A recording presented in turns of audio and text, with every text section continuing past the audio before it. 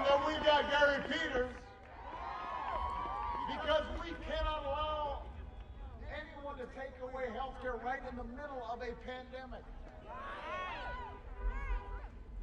They may try to get the Supreme Court to take away your health care and just have an empty promise to take its place. You've got Mitch McConnell pouring millions of outside super PAC dollars into Michigan to try to beat Gary Peters. But Detroit, Joe and Kamala and Gary will protect your health care. They will expand Medicare. They'll make insurance more affordable for everybody. And they'll make sure that our health care workers and our frontline workers have the protections they need. If you vote.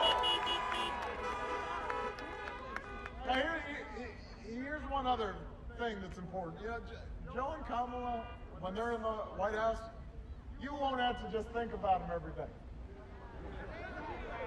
They won't be trying to get your attention every day. You're not going to have to just shake your head and slap your forehead every day. It won't be so exhausting. You will be able to go about your lives knowing that the president is working. And you're not going to have to worry about a president who suggests that maybe we inject bleach as a cure for COVID.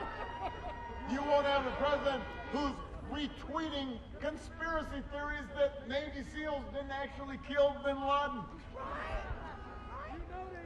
We won't have a president who's going to go out of his way to insult anybody who doesn't agree with him.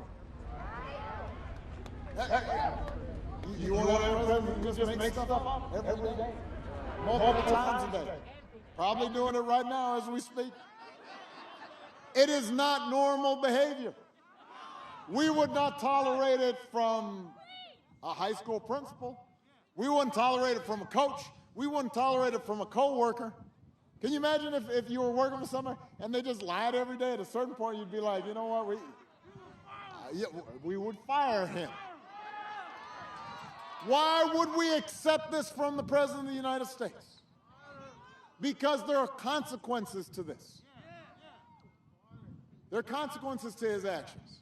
They embolden people to be mean and divisive and racist and appraise the fabric of our society and our lives. It affects how our children see things and how they interact. It affects the way our families get along. It affects the way the world looks at America. That's why Joe talks about the soul of America. And that's, more than anything, is what separates him from his opponent.